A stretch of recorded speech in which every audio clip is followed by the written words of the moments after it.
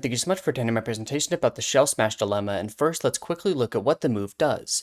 This move is relatively simple, but extremely dangerous in theory. Shell Smash gives both of your attacking stats and your speed stat a +2 boost. This is immediately absurd. Offensive stat jumps like this are basically unheard of and let Shell Smash be one of the most immediately dangerous moves in the game. However, there is a drawback. Both of your defenses are lowered by one stage. While yes, that is bad, in exchange for turning into an offensive weapon, that seems pretty damn good and maybe even broken. However, Shell Smash isn't seen that often in competitive Pokemon, especially in high tiers. Why? This is where we look at its learn set, in other words, the Pokemon that can actually use this move. The pool is a bit lacking. In fact, this was done on purpose. A move like Shell Smash, as I touched on in my Veluza video, is extremely dangerous to put into the game. You cannot give this move to Pokemon that would use it too well or it'll tear formats apart. So what weaknesses do these Pokemon have? Pretty much all of them have detrimental problems that make them mediocre abusers. The most common way Game Freak does this is with speed. Let's look at Turtonator, a Pokemon that has good defenses and a stellar type combination. With access to Shell Smash, it could make its mediocre attacking stats much higher and be very dangerous, but it does have 36 speed and is thus unable to consistently sweep even at +2.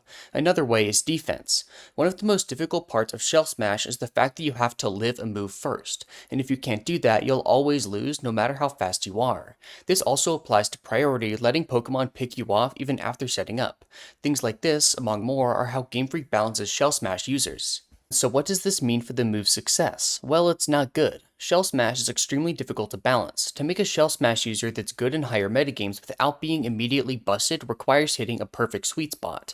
A little too bad and it's languishing in low tiers like Huntail. A little too good and you're getting banned like a Pokemon we'll talk about in a bit. Finding the balance is really difficult and to be honest, I'm not really sure if it's been hit yet.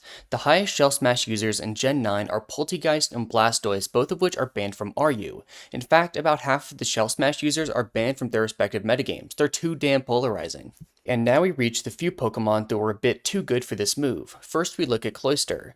This thing was one of a few Smashers in Gen 5 when the move was introduced and by far the best. With good coverage and access to the ability Skill Link, its Icicle Spears became very difficult to take at +2 and terrorized overused.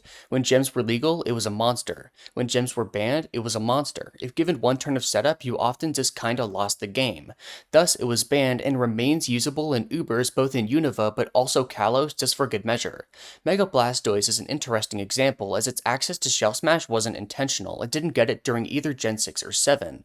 But after Megas were removed, Blastoise finally got Shell Smash by proxy giving the move to Megastoise in National Dex formats.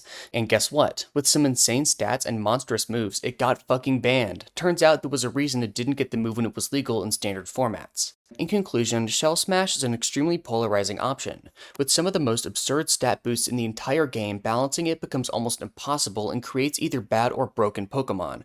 Personally, I'd love to see it change a little bit. This thing is pretty cool. Thank you so much for watching.